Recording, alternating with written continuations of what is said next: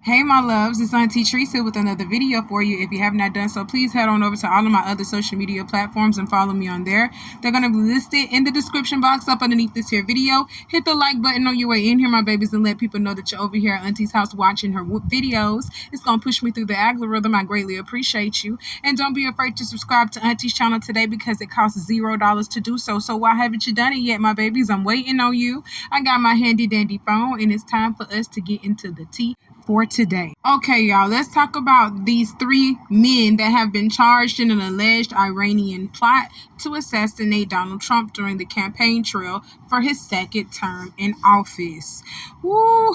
This is some shaky shit with Donald Trump. You hear me? So according to the Washington Post, an FBI agent gave a sworn statement that included phone conversations with suspect Farhad Shakiri, a correspondent for the Islamic Revolutionary Guard Corps. He is one of the three men being accused of devising a plan to kill Trump.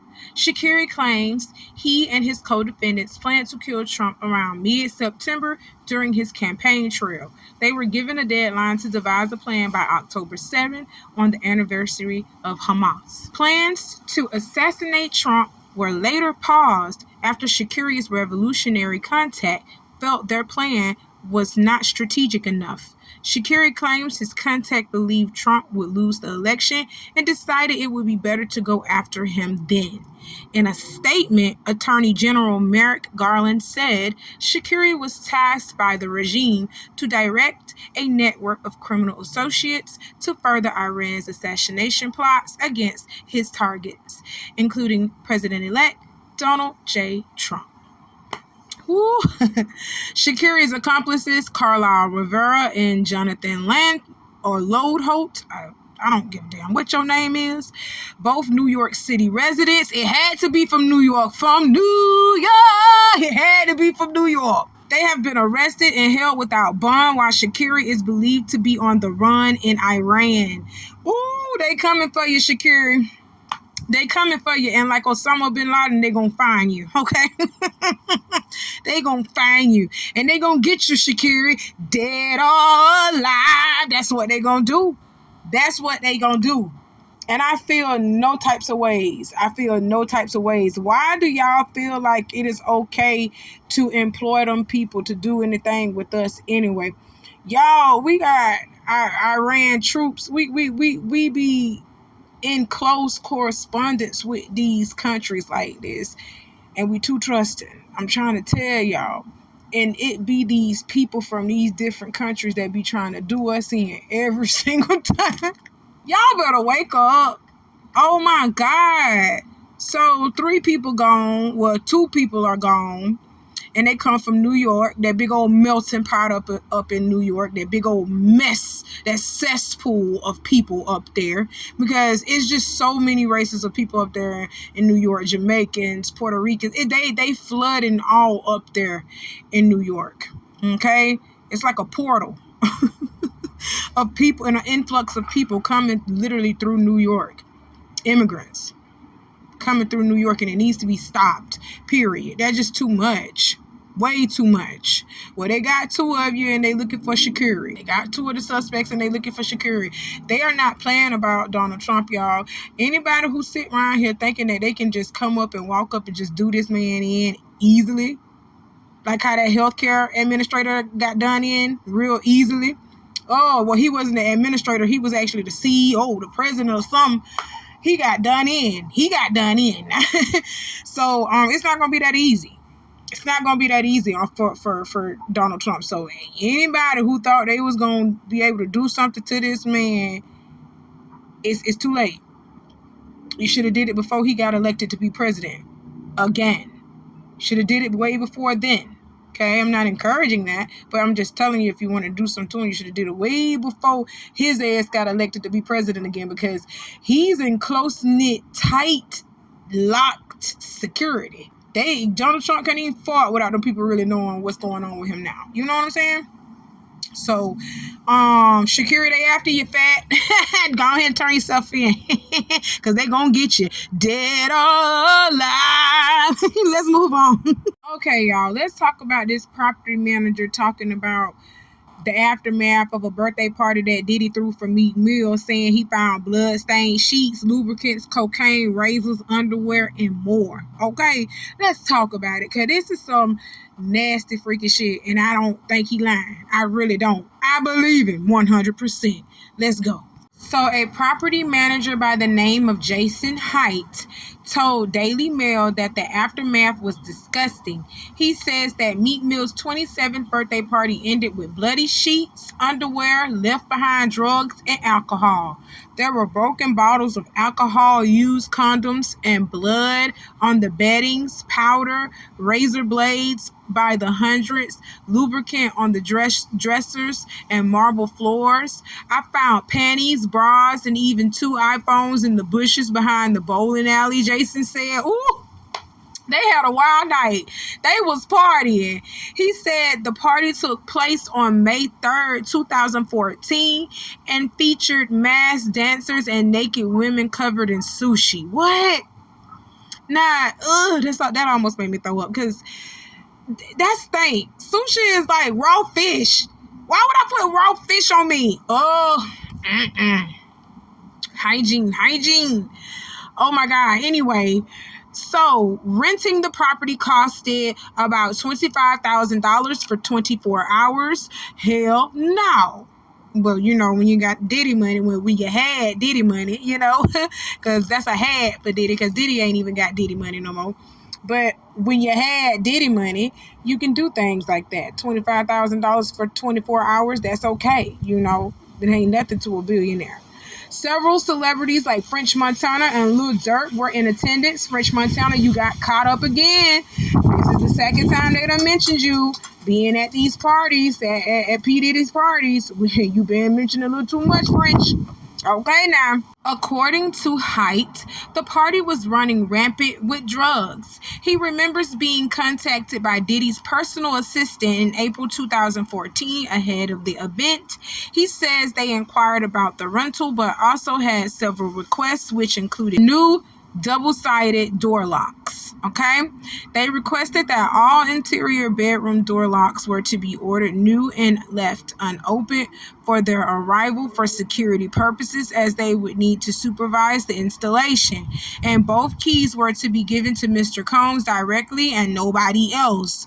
The party apparently ended around 3 a.m., which is when he found what he originally thought was powdered sugar, along with all the other contraband. Oh my God. Yo, I believe him. I don't give a damn what nobody say. I believe him. But did y'all peep when he said that Diddy actually changed the locks on the doors? He changed the locks on the doors, and he wanted the keys to be given specifically to him. He wanted to make sure that when he locked them damn doors, then nobody get out of that house. That's crazy. That's crazy. He wanted to make sure y'all didn't get out of the house. So he was the only one with the key to the house. And that also made a way for him to make sure that the property manager or anybody else couldn't sneak up on him. You understand what I'm saying? Because he was the one that had, access to the house. He was the only one that had access to the house. The property manager didn't even have access to the house. Now, Auntie done rented her a couple of houses. Not for no $25,000, though.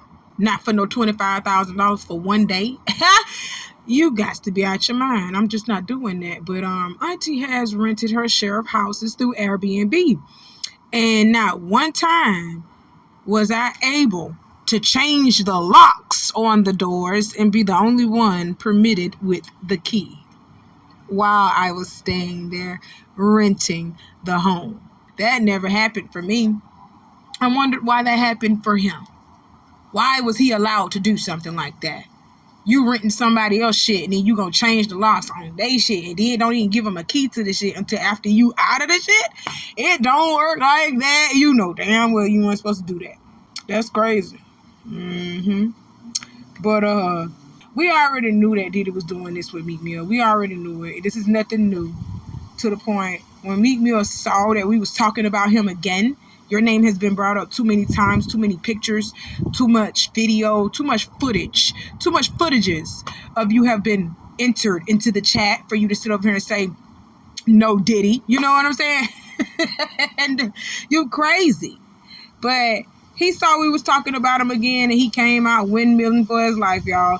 Let's look at his response. So Meek Mill says, I think this is why I never hire a PR person, LOL. The times of the manipulators coming to an end, 2024 from computers, the Great Awakening. He retweeted Elon Musk's tweet from last year, and Elon Musk said public relations is a propaganda word for propagandax.com/CB hashtag DOGE/status. You know, he posted a link. That's what it was. So you take a quote from Elon Musk that he reposted way, November of last year to try to cover your own ass that we know for a fact. We have seen you in too much shit with Diddy. For you to sit here and try to disassociate yourself from Diddy like how Jigga Man trying to do now, that's crazy.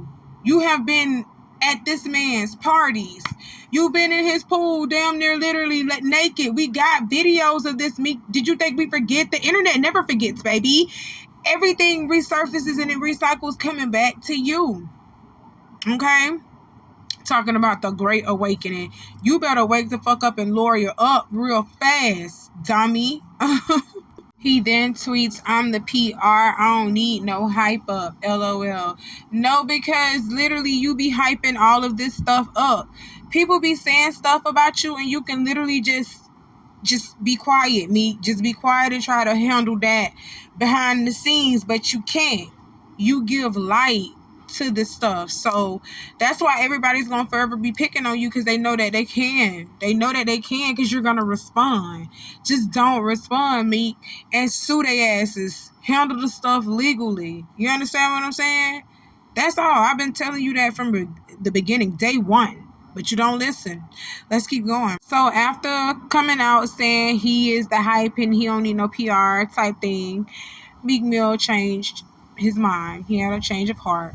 And he tweeted, just think about it. You are waking up to a bunch of non-black owned publications posting major lies about me. Where all the PR people go that was around me? Everybody see what's going on. I'm not going to be quiet. It was war on black men. You can tell when a nigga get in their feelings, can't you? You can tell when they get in their feelings. This nigganomics here. Oh, Meek. Now you saying it's war on black men. Do I believe that they scrutinize and look at our black men more in this industry than any other race? Yes, I do. But this is their industry. They created this whole industry. You understand what I'm saying? So, yeah, they're going to be looking at us because we're the fall guys in the industry. Like, seriously, y'all don't see not one black person that comes in this industry and leaves with what they accumulated in the industry. Why you think they coming after Jay? I told you, Jay-Z, you're next. I said it. I wasn't saying that to be mean. I was saying that because it's the truth. They gave you that money and they gave you that status. Now they finna take all of that shit away. They finna strip you of everything. Okay? And have you fighting in court and having you fight in legal battles for the rest of your life, deplenishing your money. Okay? That's what they're doing. That's crazy. So, Meek, you can scratch and scrape all day. You can just moan and groan till your balls turn blue. You hear me? You can just do whatever it is. We are still not going to stop associating you to Diddy, just like we are not going to stop associating Jay-Z to Diddy as well. We seen y'all. We got the pictures. We seen y'all. Okay? It's just too evident. It's just too strong. So I pray that everything is better for you in your mind, because literally this is draining you mentally. This is doing something for you. This is doing something to your mind. And I just pray literally that, you get some help. So I suggest you talk to somebody, a therapist, get some counseling, do something, because you got to get off the internet windmilling for your life like this, because they're going to continue to pick on you because you're an easy target. Okay? You made yourself like that. Get off the internet. Unplug, baby. Unplug. Because the internet is a cruel place. It's a cruel world. Okay? All right. I'm praying for you. Let's move on. Okay, we got to bring Mr. Denzel Washington up here to the red carpet, because I'm trying to figure out, why is he starting to Keefy D himself and start telling all his business. He told us that he done kissed a man before. Now he over here telling us he was on dope and he was on alcohol, but he never got addicted and shit. Like, what's going on? What's going on? Like, some stuff you keep to yourself. And this was something that you should have kept to yourself. Denzel. Well, he even came out here and admitted that his name is not Denzel, it's Denzel. But black folks put that little pizzazz on it. You know how we do. We go the extra mile. And we said Denzel. But that man's name is Denzel. Oh my God, I'm going to play that clip too. But let's talk about how he admitted he's done damage to his body over the years through drugs and alcohol. He had admitted that he shot dope, but he never got strung out, okay? Now y'all saying, what made him say this? The man was literally sitting down with Esquire magazine, sitting down with them, and shared that on his 70th birthday, he will officially be 10 years sober, okay? And he says throughout his career, he's done damage to his body by drinking wine frequently and occasionally shooting dope. But now that he's older, he's taking more care of his body so he can enjoy his old age. Things are opening up for me now, like being 70. It's real and it's okay. This is the last chapter. If I get another 30, what do I want to do? My mother made it to 97. I'm doing the best I can. In the interview, Denzel explains how he became addicted to drinking wine. Wine is very tricky. It's very slow. It ain't like boom, all of a sudden. He said, I never got strung out on heroin, never got strung out on coke, never got strung out on hard drugs. I shot dope just like they shot dope, but I never got strung out. What? And who is this they? Like, who was you smoking with and doing dope with, Denzel? Denzel added, and I never got strung out on liquor. I had this idea of wine tastings and all that, which is what it was at first. And that's a very subtle thing. I mean, I drank the best. Denzel says it wasn't until he got a wine cellar in his house that he realized that he might be addicted. No, you think? You done built a whole wine cellar in your house. I learned to drink the best, so I'm gonna drink my 61s and my 82s and whatever we had. Wine was my thing, and now I was popping $4,000 bottles just because that's what was left.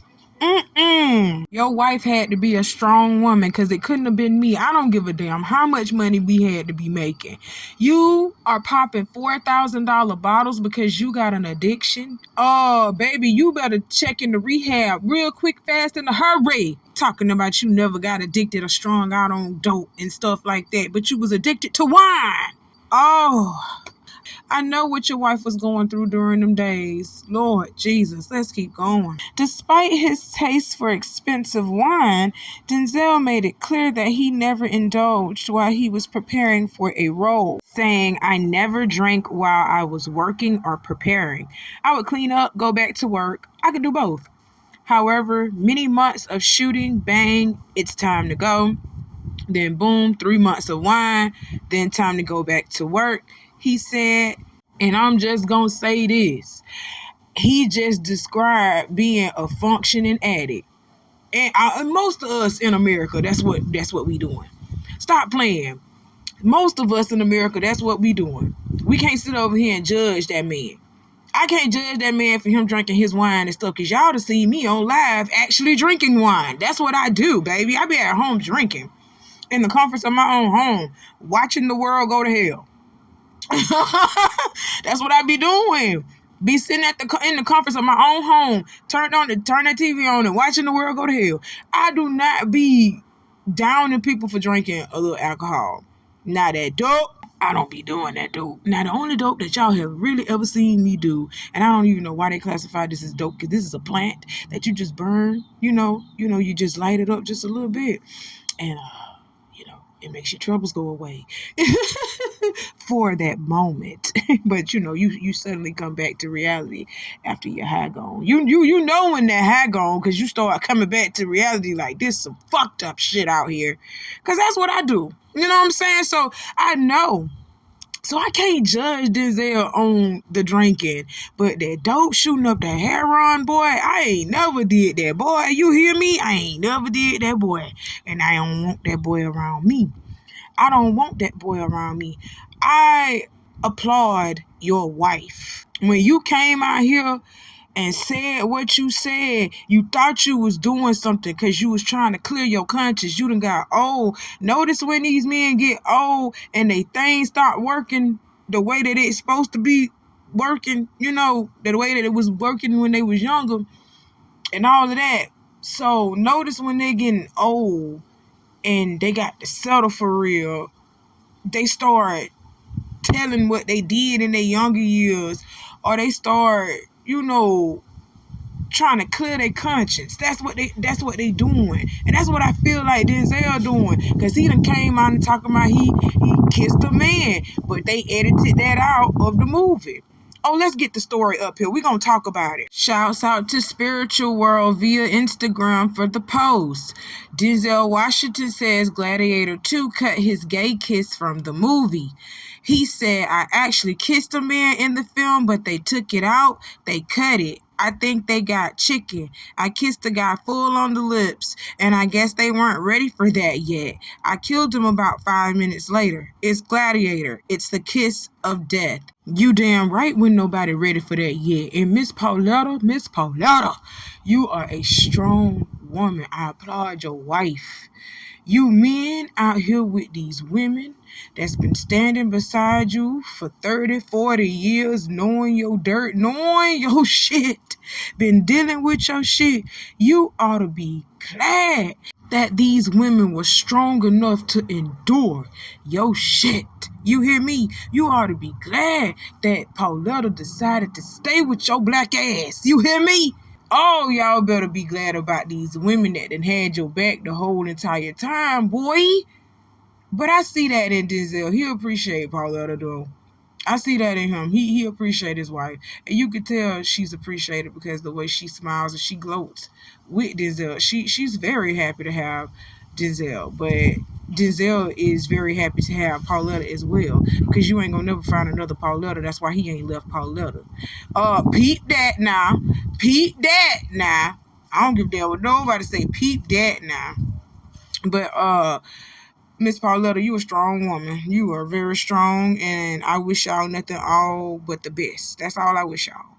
Nothing but the best. I love y'all, but this was just something that we didn't even need to know in our lifetime, Denzel. You could have just went down as the king of acting, like one of those established black actors with an untainted name. Like, we didn't need to know none of this shit. Like, seriously, I'm looking at you like, God damn, Uncle Pookie, that's what you acting like. Oh, stop playing. Oh my God.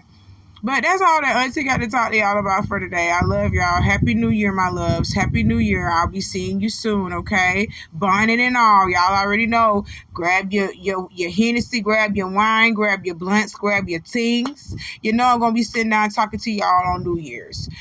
That's my plan. That's my goal. I love y'all. I'll see you soon. Bye. Actually, it's Denzel. Oh, no, is it really? Yeah, but... So was your dad Denzel? Well, he was Denzel.